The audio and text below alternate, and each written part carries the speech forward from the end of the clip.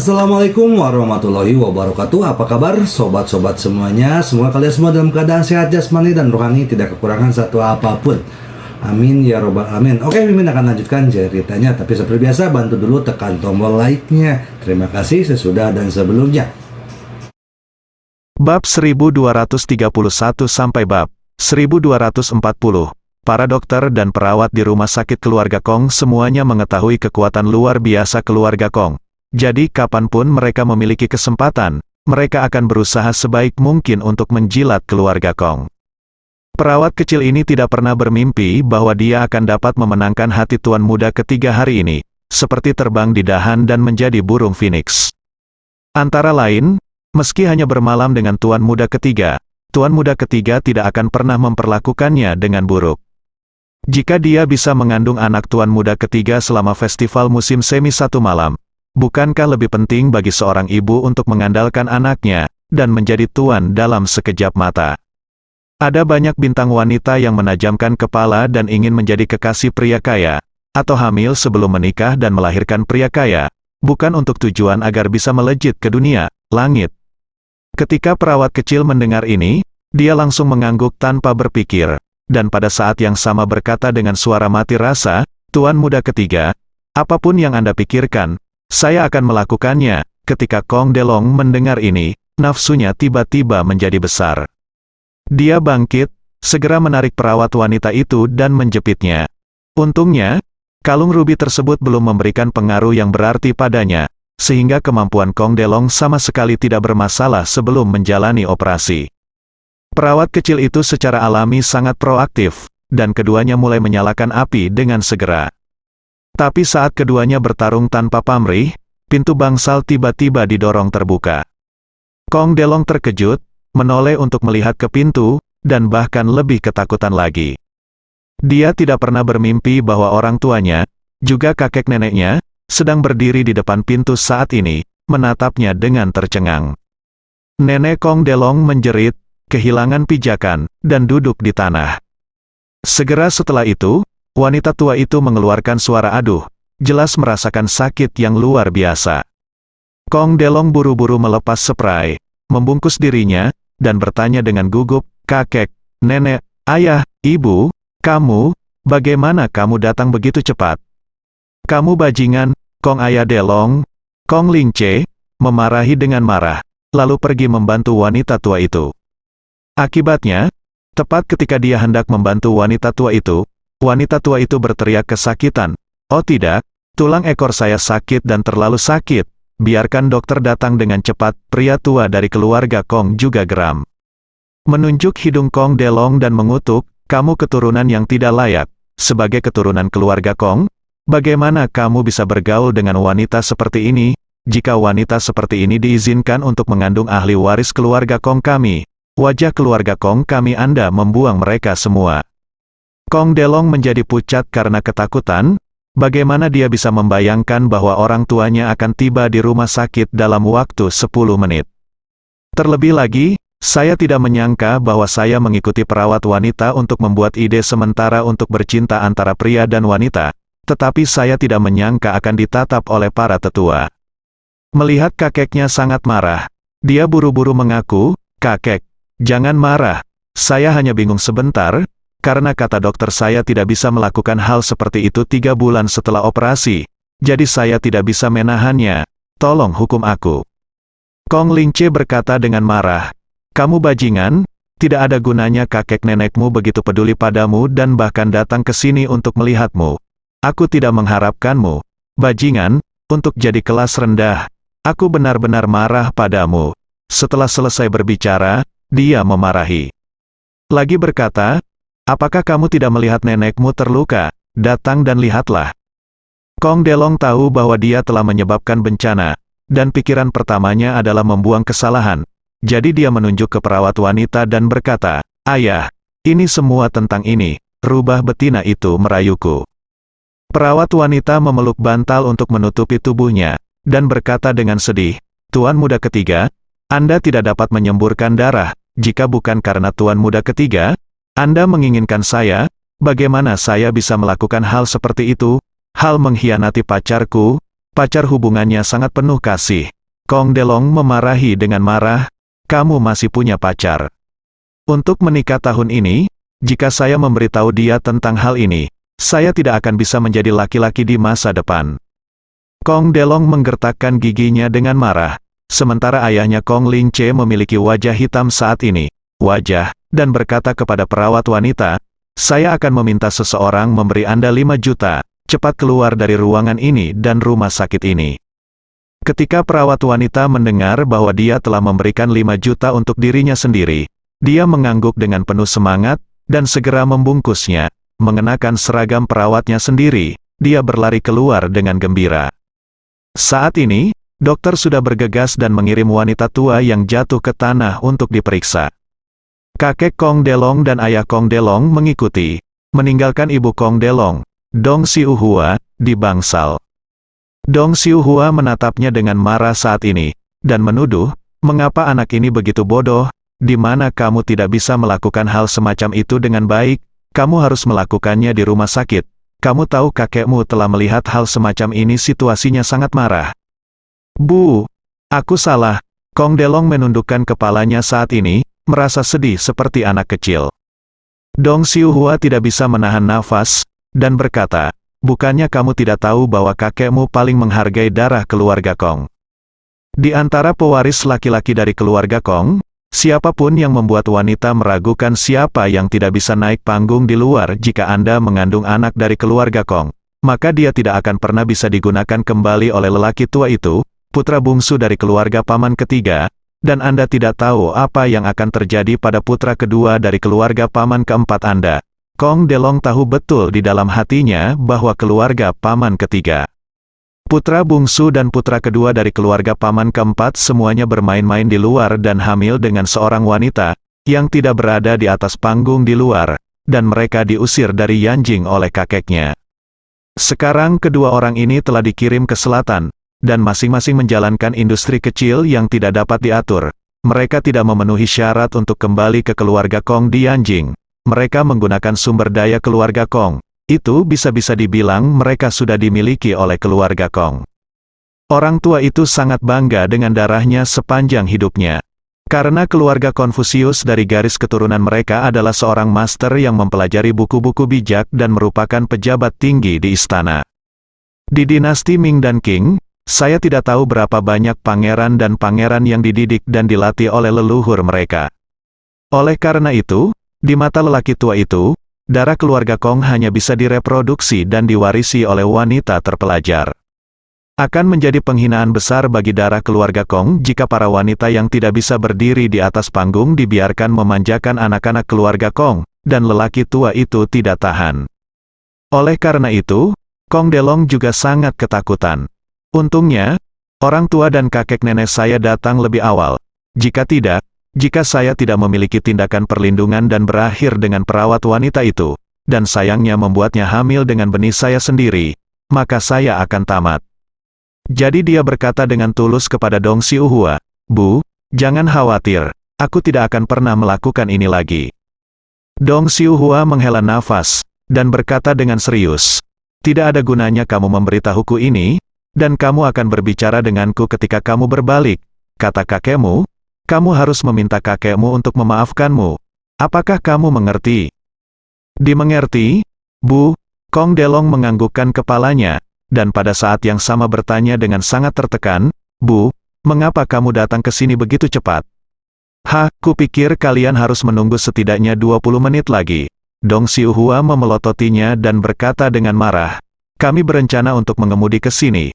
Tetapi setelah nenekmu mendengarnya, dia khawatir dengan keselamatanmu, jadi dia menyarankan datang ke sini dengan helikopter. Siapa sangka hal seperti itu akan terjadi setelah kamu datang ke sini. Kamu harus segera mengganti pakaianmu dan pergi untuk melihat bagaimana keadaan nenekmu. Kong Delong sangat kesal saat ini, dan ketika dia mendengar ibunya menyuruhnya pergi menemui nenek, dia mengangguk dengan tergesa-gesa. Dong Siuhua berbalik saat ini dan berkata, pakai bajumu sekarang, cepat, Kong Delong buru-buru memakai bajunya. Dong Siuhua bertanya kepadanya, ada apa denganmu pergi ke Jinling kali ini? Mengapa kamu bergegas kembali segera setelah lewat? dan kudengar kamu menelan seuntai kalung rubi AAA.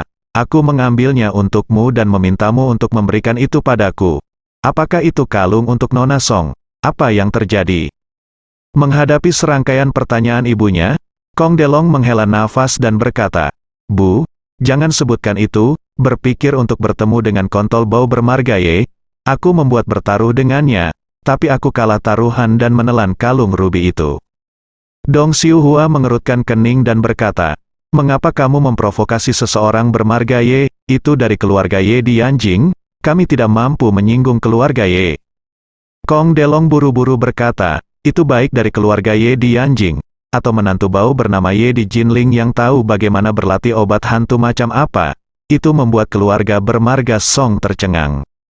Dong Xiu Hua bertanya lagi, "Lalu apakah kamu sudah memberitahu penanggung jawab keluarga Song tentang kerjasama dan pernikahan? Ayahmu masih berharap karena kamu dapat menggunakan kejadian ini untuk mengesankan kakekmu." Kong Delong berkata dengan marah. "Itu keluarga bermarga Song sama sekali tidak tahu yang baik dari yang buruk, dan Song Wanting telah menggoda Diaosi yang bermarga ye. Aku benar-benar meragukannya. Apakah kalian berdua berselingkuh? Tidak mungkin." Dong Xiu Hua menggelengkan kepalanya dan berkata, "Saya telah menyelidiki situasi wanita tertua dari keluarga Song, dan dia adalah gadis yang sangat baik. Dapat dikatakan bahwa ada begitu banyak wanita di Yanjing, dan tidak mungkin itu lebih baik dari dia. Selain itu, saya meminta seorang detektif swasta untuk memberitahu saya bahwa Song Wanting tidak pernah menjalin hubungan sejak dia masih kecil."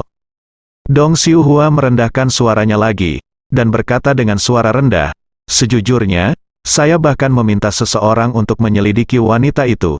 Catatan pemeriksaan fisik Song Wanting di rumah sakit swasta kelas atas beberapa waktu lalu menunjukkan bahwa dia masih gadis yang besar." Mendengar ini, Kong Delong langsung terlihat seperti serigala di matanya lagi. Dia tanpa sadar berkata, "Song Wanting masih perawan." Dong Xiu Hua memarahi dengan suara rendah, "Berapa kali aku memberitahumu, jangan berbicara terlalu vulgar, jika kakek nenekmu mendengarnya, kesanmu akan buruk lagi." Kong Delong buru-buru menjelaskan, "Maaf, Bu, aku tidak bisa mempercayainya untuk sementara waktu."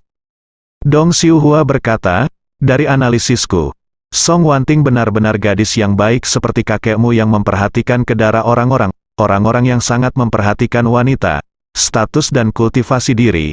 Saya percaya bahwa jika Anda dapat menikahi Song Wanting, kakek Anda akan sangat senang.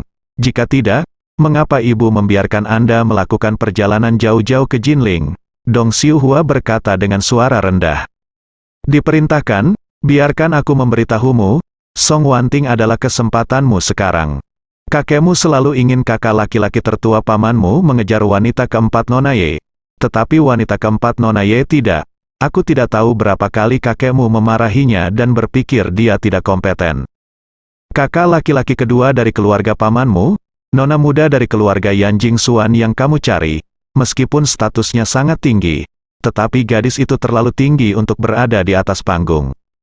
Penampilannya tidak tampan, dan gadis itu memiliki temperamen liar, riang, dan dia tidak terlihat seperti seorang wanita, dan kakek nenekmu tidak terlalu puas. Jika kamu dapat menemukan gadis yang baik seperti Song Wanting saat ini, kakek nenekmu tidak betapa senangnya mengetahuinya. Saat itu, kamu mungkin menduduki peringkat pertama di mata kakek nenekmu." Hanya kemudian Kong Delong menyadari apa arti Song Wanting baginya. Dia sangat kesal dan berkata, "Jika saya tahu ini, saya akan mengejarnya ketika saya belajar di luar negeri." Dong Xiu Hua bertanya balik, "Lalu mengapa kamu tidak mengejarnya?" Kong Delong menghela nafas. "Saat itu, saya pikir gadis asing lebih baik. Selama bertahun-tahun di luar negeri, yang saya cari hanyalah gadis asing." Saat dia berbicara, dia teringat sesuatu, dan buru-buru berkata, "Bu, saya kehilangan banyak hal di depan Song Wanting kali ini. Kurasa Song Wanting tidak memiliki kesan yang baik tentangku. Apa yang harus kulakukan?" Dong Xiu Hua menghela nafas, dan berkata, "Kamu harus memikirkan cara untuk melihat bagaimana menebus kesan buruk yang kamu berikan padanya.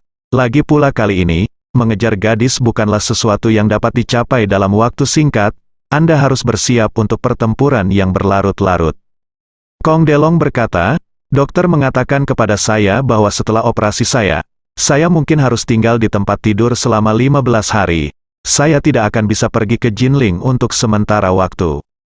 Dong Xiuhua berkata, apa yang perlu dikhawatirkan dalam 15 hari? Song Wanting telah lajang selama 26 tahun. Kong Delong segera tersenyum ketika mendengar ini, dan berkata sambil tersenyum, Bu, saya lebih percaya diri setelah mendengar Anda mengatakan itu. Dong Xiuhua mengangguk, dan bertanya lagi, ngomong-ngomong, apakah Anda pergi ke Jinling untuk melihat Ruolin kali ini? Kong Delong buru-buru berkata, di mana saya? Apakah Anda peduli melihatnya? Setelah turun dari pesawat, saya bergegas ke rumah Song, lalu pergi ke bandara dari rumah Song, dan kemudian terbang kembali, kata Dong Xiuhua, ketika kamu pergi ke Jinling lain kali, ingatlah untuk mengunjunginya, dia sudah lama tidak pergi ke Jinling, dan aku belum kembali. Kong Delong mengangguk, tetapi bertanya dengan heran, Abu, kenapa Ruolin pergi ke Jinling, tempat di mana tidak ada yang buang air besar? Dong Xiuhua berkata, aku mendengar dari kakekmu bahwa beberapa waktu lalu keluarga Ye membeli sebuah perusahaan bernama Dihao Group di Jinling. Dikatakan bahwa tampaknya dijalankan oleh seorang tuan muda dari keluarga Ye. Kakekmu ingin Ruolin pergi dan mencoba untuk melihat apakah dia bisa bergaul dengan Ye. Tuan muda telah berkembang sedikit. Kong Delong mengerutkan kening lagi, benar-benar ada tuan muda dari keluarga Ye di Jinling, tidak mungkin. Ketika dia mengatakan ini, Ye Chen memikirkannya lagi. Mungkinkah Ye Chen ini tuan muda dari keluarga Ye? Ini tidak seperti. Chen Zekai menyangkalnya, dan lelaki itu adalah menantu yang datang ke rumah, dan dikatakan bahwa dia bergabung dengan keluarga Diaosi yang tidak begitu terkenal di Jinling. Merasakan bahwa dia adalah tuan muda dari keluarga Ye. Pada saat ini, Dong Xiuhua juga berkata dengan sedikit keraguan, saya juga mengira bahwa ketua grup Emgran mungkin adalah tuan muda dari keluarga Ye. Tetapi menurut Ruolin, dia belum pernah bertemu dengan ketua. Jadi saya curiga bahwa bahkan jika ketua dewan adalah tuan muda dari keluarga Ye, tuan muda dari keluarga Ye ini tidak ada di Jinling. Dia mungkin masih memegang kendali di Yanjing dengan remote control, atau bahkan hanya menutup posisi ketua, tapi dia sebenarnya terlalu malas untuk mengurus hal-hal. Lagi pula, keluarga Ye adalah bisnis yang sangat besar. Emgran Group sama sekali tidak bisa menarik perhatian mereka. Kong Delong bertanya dengan heran, lalu mengapa? Kamu simpan Ruolin di sana? Mengapa kamu tidak membiarkan dia kembali dengan cepat? Dong Xiuhua berkata, kakekmu benar-benar ingin dia kembali. Tapi dia tidak ingin kembali, jadi kakekmu membiarkannya pergi. Hubungan antara keluarga Yanjing sangat rumit. Mereka seperti bangsawan dari 8 panji di dinasti Qing, dan mereka sangat dekat satu sama lain melalui pernikahan dan perkawinan. Lagi pula, setiap keluarga memiliki laki-laki dan laki-laki dan perempuan terikat untuk menikah ketika mereka mencapai usia pernikahan, dan visi keluarga besar sangat tinggi. Tidak mungkin mereka memilih menantu atau menantu perempuan dari orang biasa. Jadi hanya benda yang cocok yang akan ditemukan di antara keluarga besar. Dapat dikatakan bahwa tidak ada keluarga besar yang tidak menikah dengan keluarga besar lainnya, dan beberapa keluarga besar dengan populasi besar akan menikah dengan banyak keluarga besar sekaligus. Ini sangat mirip dengan keluarga kerajaan Eropa. Di negara-negara monarki Eropa kuno itu, raja dan ratu mereka berhubungan satu sama lain, karena seluruh keluarga kerajaan Eropa adalah keluarga besar yang dibentuk oleh perkawinan campuran jangka panjang. Ibu Kong Delong, Dong Xiuhua, adalah putri dari keluarga Dong dan bibi Dong Ruolin. Dia menikah dengan ayah Kong Delong, Kong Lingche 35 tahun yang lalu. Saat keluarga Kong dan keluarga Dong menikah, keluarga Dong bahkan lebih kuat dari keluarga Kong. Namun tahun-tahun ini, keluarga Dong semakin menurun, dan keluarga Kong semakin menanjak, sehingga jarak antara keduanya berangsur-angsur melebar. Tapi lelaki tua dan perempuan tua dari keluarga Kong selalu sangat menyayangi Dong Xiuhua, terutama karena setelah Dong Xiuhua menikah dengan keluarga mereka, keluarga Dong memang banyak membantu keluarga Kong. Setelah Dong Xiuhua menikah dengan Kong Lingche, dia melahirkan 3 putri, dan anak keempat adalah Kong Delong, jadi dia sangat mencintai Kong Delong. Kong Delong juga berusia 27 tahun ini, dan usianya hampir 28 tahun. Jadi Dong Xiuhua mulai mengkhawatirkan pernikahan putranya. Dia pertama kali mencari lingkaran besar di antara keluarga besar di Yanjing, tetapi dia belum menemukan objek yang memuaskan. Anak perempuan dari keluarga Su dan keluarga Ye sama-sama bernilai banyak uang dan berstatus tinggi, dan setiap keluarga sangat ingin menikahi mereka. Sebagai perbandingan, kekuatan keluarga Kong dan mereka masih tertinggal jauh. Adapun keluarga dengan status dan kekuatan yang sama dengan keluarga Kong, gadis-gadis di usia menikah di keluarga mereka sudah terkenal, atau mereka benar-benar tidak bisa menarik perhatian Dong Xiuhua. Dong Xiuhua secara alami berharap putranya dapat menemukan seorang putri kaya dengan keberuntungan, kemampuan yang kuat, dan penampilan yang unggul. Namun, anak perempuan dari sebagian besar keluarga besar adalah jenis gadis dengan kelebihan dan kekurangan yang jelas. Keuntungannya adalah keluarga itu kaya dan berkuasa, tetapi kerugiannya adalah selain kaya, yang lainnya sangat biasa-biasa saja, tidak heran. Misalnya, beberapa wanita muda sama sekali tidak tahu apa-apa, dan hanya membelanjakan uang sejak mereka masih muda. Meskipun mereka lulus dari universitas bergengsi top dunia, mereka semua disumbangkan dengan mengeluarkan uang. Sama seperti Pan Siyi, yang menyumbangkan 15 juta dolar AS untuk membiarkan putranya kuliah di Harvard. Sebagian besar generasi kedua yang kaya pada dasarnya kaya dan giok, tetapi mereka korup. Belum lagi gadis-gadis generasi kedua yang kaya itu, bahkan Kong Delong, bantal bersulam semacam ini yang sudah tidak terpakai. Ketika Kong Delong pergi ke luar negeri untuk belajar, keluarganya juga menyumbangkan banyak uang. Jadi jangan memandangnya sebagai tuan muda ketiga dari keluarga Kong. Nyatanya dari segi kemampuan pribadi, dia jauh lebih buruk daripada siswa berprestasi yang rajin belajar. Dong Xiuhua tidak ingin putranya menemukan orang bodoh seperti itu di masa depan, jadi dia memilih Song Wanting. Tapi dia tidak menyangka putranya menjadi begitu tidak berguna. Dia pergi untuk merayakan ulang tahun Song Wanting, dan bahkan bertengkar dengan orang lain. Dia bahkan menelan seuntai kalung rubi AAA di depan umum karena taruhan. Saat ini, dia juga merasa sangat tidak berdaya. Tetapi melihat putranya akan menjalani operasi, Dong Xiuhua tidak menunjukkan kekecewaannya terlalu jelas, tetapi membawanya untuk melihat wanita tua yang terluka itu setelah dia berpakaian. Wanita tua itu memang baru saja melukai tulangnya. Dokter segera memeriksanya dan berpikir dia harus tinggal di tempat tidur setidaknya selama seminggu. Karena wanita tua itu kesakitan, dokter juga memberinya suntikan penyegelan dan suntikan pereda nyeri. Kong Delong mengikuti ibunya dengan malu dan datang ke bangsal wanita tua itu. Begitu dia memasuki bangsal, ayahnya, Kong Lingche, muncul, mengangkat tangannya dan menamparnya dengan keras, memarahi, "Kamu bajingan, kamu sangat berlumpur sehingga kamu tidak dapat menopang tembok. Untungnya, nenekmu baik-baik saja. Kalau tidak, jika demikian, aku akan menamparmu." Kong Delong tidak pernah dipukuli sejak dia masih kecil, tetapi tiba-tiba dia ditampar oleh ayahnya, dan seluruh tubuhnya tertegun, dan dia merasa bersalah. Ketika wanita tua itu melihatnya memukuli cucunya, dia merasa sedikit tertekan. Jadi dia berkata, "Perintah telah diikuti, Xiaolong masih muda. Meskipun hal semacam ini tidak mulia, tetapi dapat dimengerti, Tuan Song tidak setua." Wanita tua mendengar ini, dia memelototi Kong Delong, dan berkata dengan dingin, bahkan jika dia masih muda, dia sudah dewasa. Apa yang bisa dia harapkan dari orang dewasa yang bahkan tidak bisa mengendalikan dirinya sendiri? Kaki Kong Delong gemetar saat mendengar ini. Memainkan pendulum, dia tidak takut ayahnya memukulnya, tetapi dia takut kakeknya mengucapkan kata-kata yang menyangkalnya. Karena jika kakek benar-benar memiliki pendapat yang besar tentangnya, itu akan berdampak besar pada statusnya di masa depan dalam keluarga. Ketika Kong Lingche mendengar bahwa ayahnya mengatakan kata-kata seperti itu, dia bahkan lebih marah kepada putra yang tidak berbakti ini. Jadi dia melambaikan tangannya dan menamparnya lagi, dan memarahinya dengan tajam. "Tidak, bajingan. Jika aku menemukanmu lagi lain kali, aku akan mematahkan kakimu."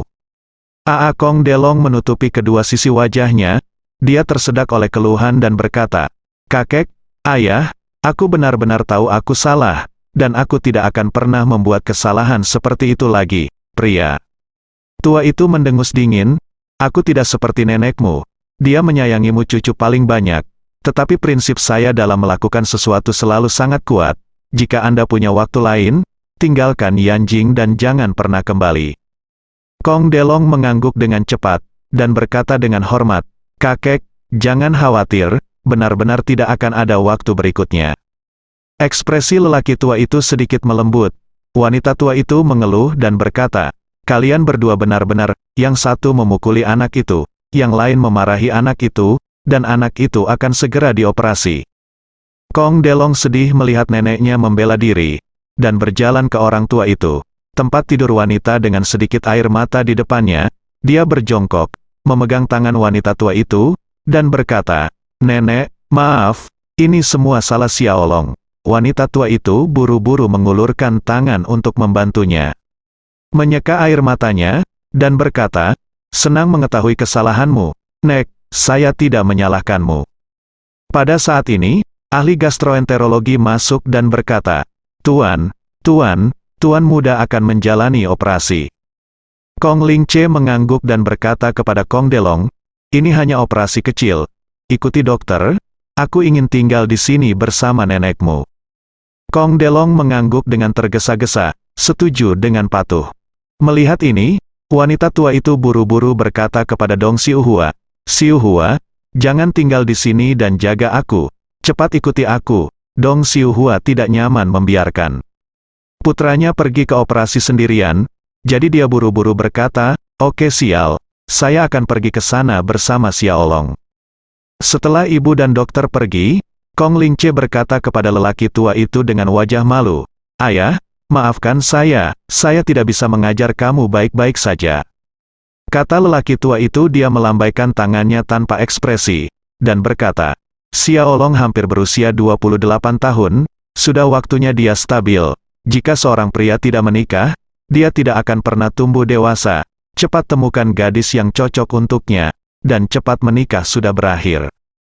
Kong Lingche buru-buru berkata, "Ayah, Xiuhua dan aku sudah menemukan pasangan yang cocok untuknya. Dia adalah putri dari keluarga Song di Jinling. Gadis itu tidak hanya cantik dan murah hati, terpelajar, tetapi juga sangat cakap. Mereka bahkan telah terhubung dengan keluarga Li Jiacheng di Hong Kong. Yang saya inginkan adalah menikah dengan keluarga Song dan menjadikan keluarga Song sebagai keluarga nomor satu di Jiangnan. Jika ini masalahnya, itu akan setara dengan kekuatan kita dan berkembang di Jiangnan."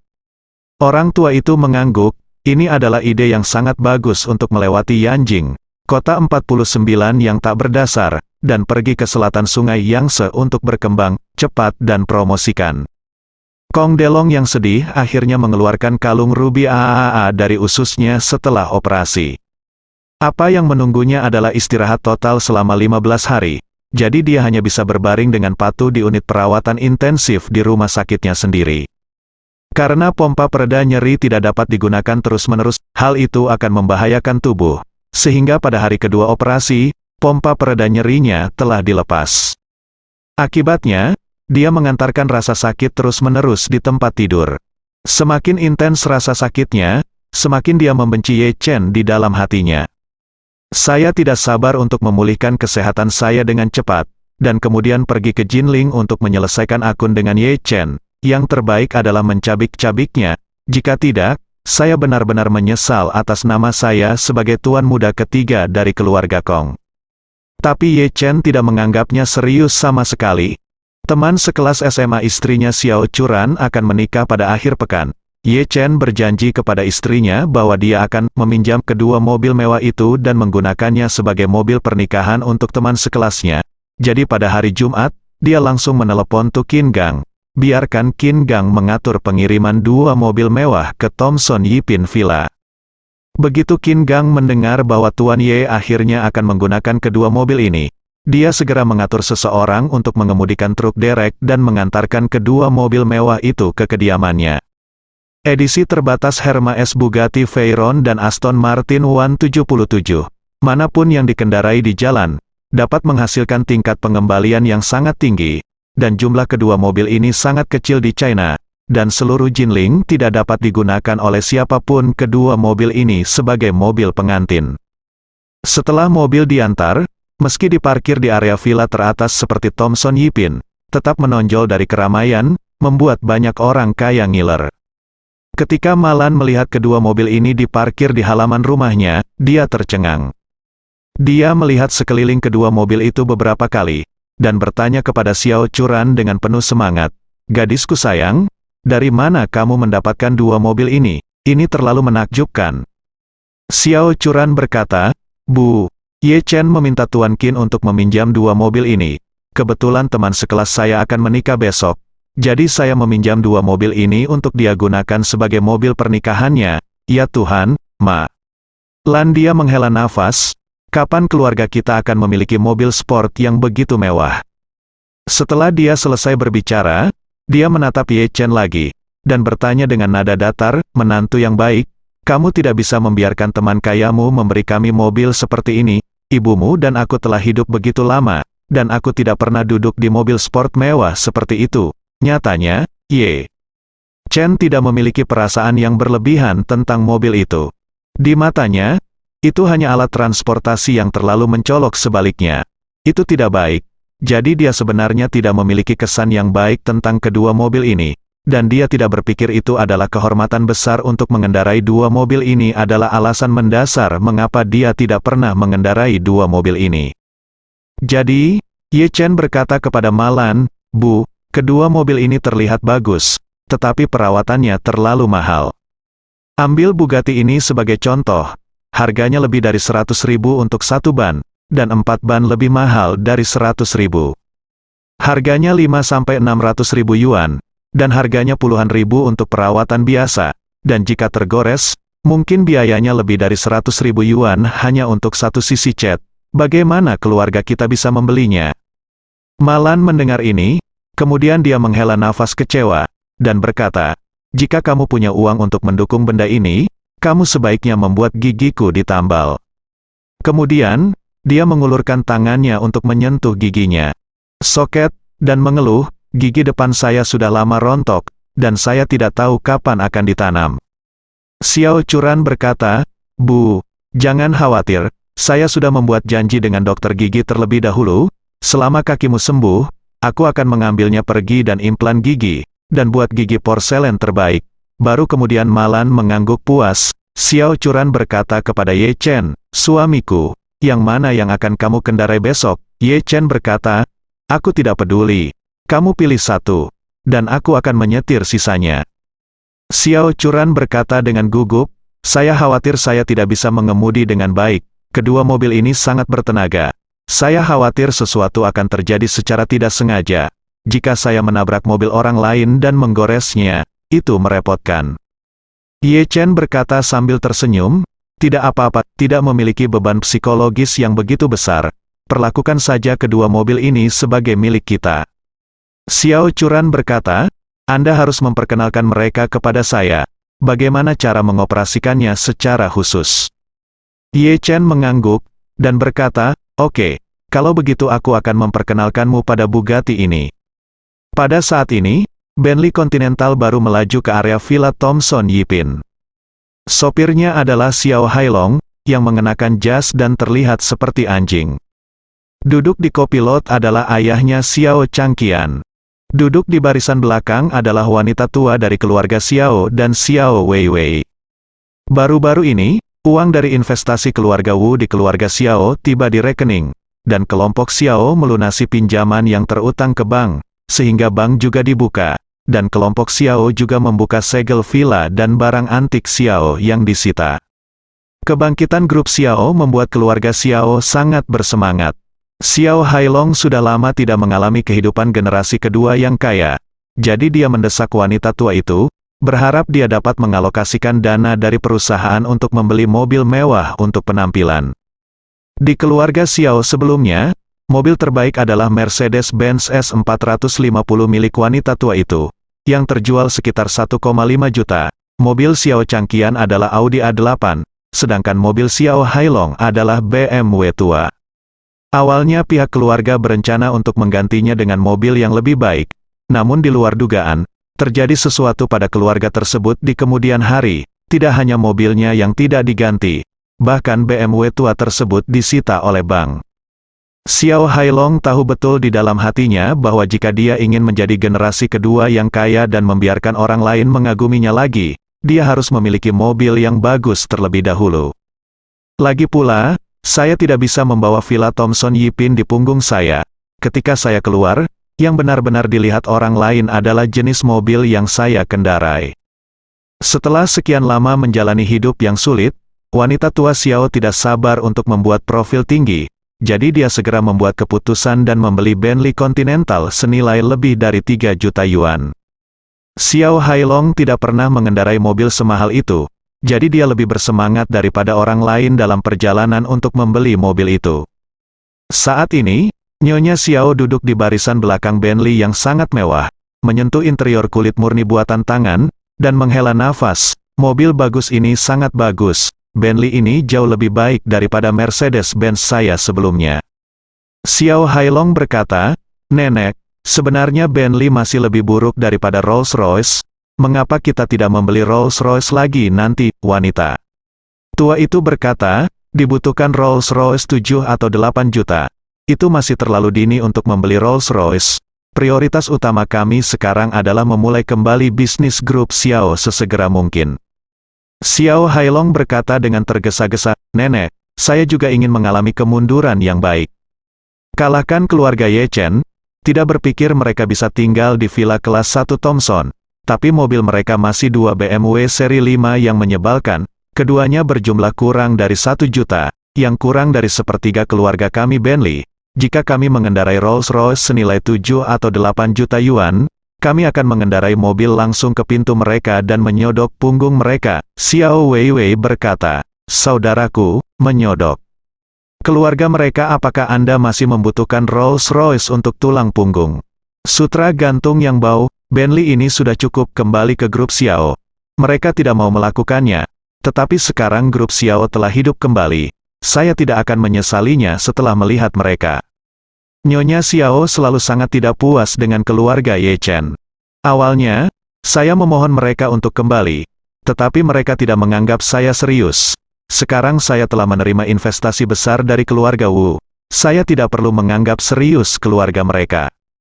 Selain itu, wanita tua itu merasa bahwa keluarga Ye Chen kuat di luar dan mampu di dalam. Sepertinya ada villa Thomson Yipin, tapi nyatanya tidak lebih dari itu. Baik Ye Chen maupun Xiao Changkun tidak memiliki pekerjaan, mereka menganggur di rumah, dan mereka tidak memiliki penghasilan. Meskipun Xiao Churan membuka studio, bagaimanapun juga skalanya kecil, dan situasi pendapatannya tidak akan terlalu optimis. Jadi wanita tua itu sangat yakin bahwa keluarga mereka hampir tidak mampu untuk tinggal di Thomson Yipin. Tetapi jika mereka benar-benar ingin mengatakan berapa banyak uang yang mereka miliki, mereka pasti tidak sebaik sekarang. Saat itu ketika saya membutuhkan mereka untuk kembali, saya lari ke keluarga mereka untuk mengemis dan kehilangan muka. Tetapi mereka memandang rendah saya dan menolak untuk kembali ke keluarga Xiao.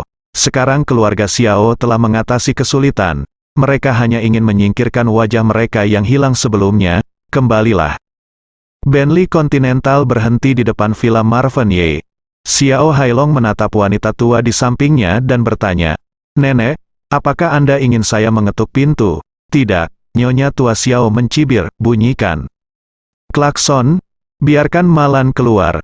Xiao Changqian mengangkat kepalanya dan menemukan ada lebih dari 20 topi hijau tergantung di balkon Malan, dan berkata dengan marah, "Malan, bajingan, kecanduan menggantung topi hijau. Sudah begitu banyak hari.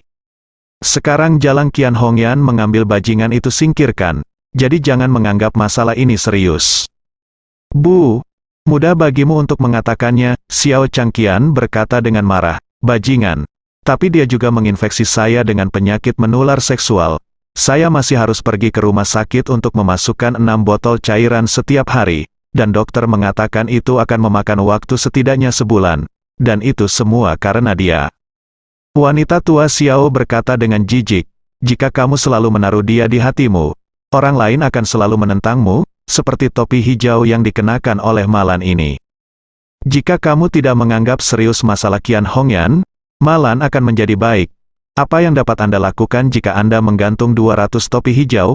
Pada akhirnya, Anda telah meninggalkan celah untuk orang lain. Jadi ketika orang lain mempermalukan Anda, jangan salahkan orang lain.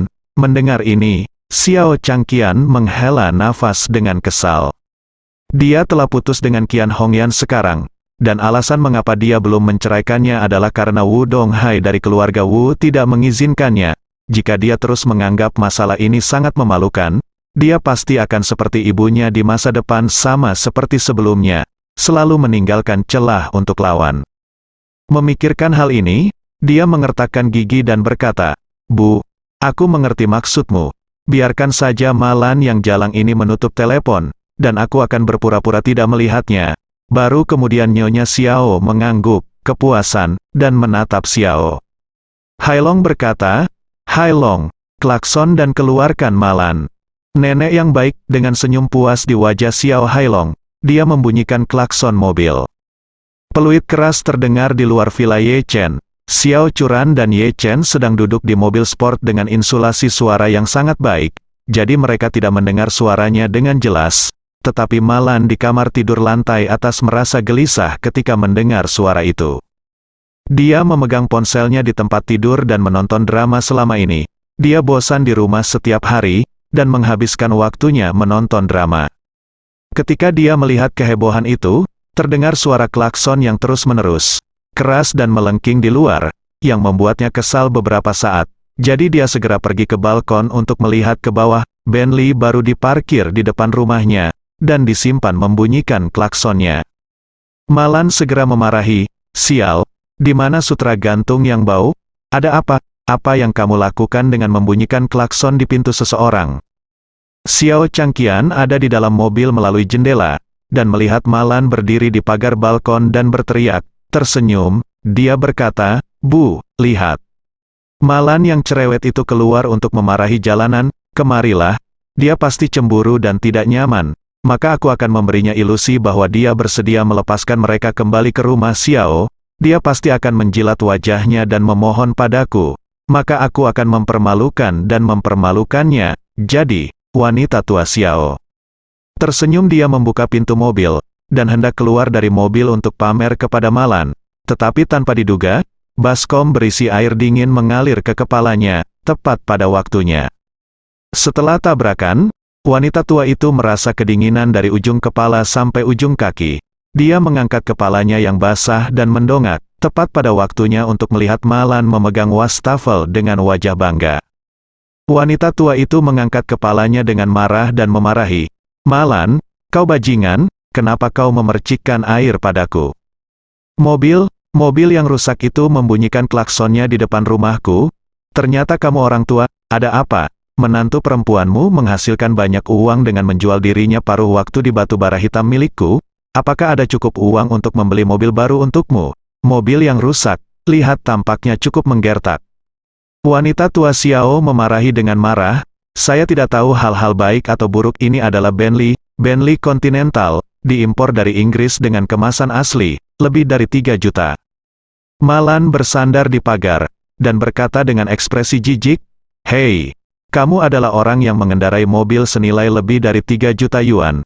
Apakah kamu tahu mobil seperti apa yang dikendarai putri dan menantu saya, Ni Xiao?" Mencibir berkata, "Bukankah putrimu hanya BMW 520? Biar ku beritahu, mobil ini bisa membelikannya 10. Itu hanya Bentley, sayang sekali, takik mobil mewah, masing-masing harganya 40.000 hingga 50.000 yuan, dan jika Anda membeli 10 milik Anda, itu masih sudut, melihat bagaimana Anda belum pernah melihat dunia."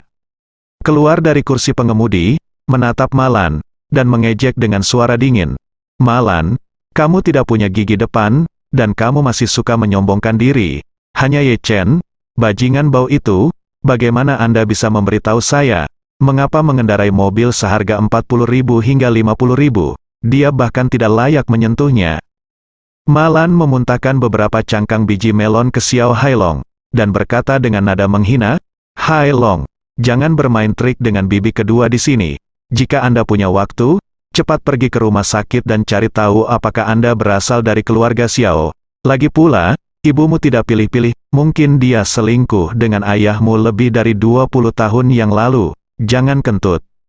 Xiao Hailong mendengarnya membuat keributan tentang perselingkuhan ibunya lagi, dan memarahi dengan marah, "Jika kamu berbicara omong kosong lagi, aku akan memotong lidahmu, Ma."